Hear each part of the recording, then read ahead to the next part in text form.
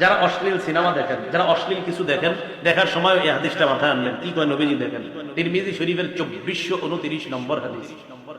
রাসূলুল্লাহ সাল্লাল্লাহু আলাইহি সাল্লাম এই আয়াত তেলাওয়াত করলেন, সূরা জিলজালের 4 নম্বর আয়াত তেলাওয়াত করার পর নবীজি বলেন, আতাদরুনা মা আখবারুহা, তোমরা কি জানো জমিনের বৃত্তান্ত কি? জমিন কি বলে দিবে? সাহাবীরা বললেন, আল্লাহ আর তার নবী ভালো জানেন।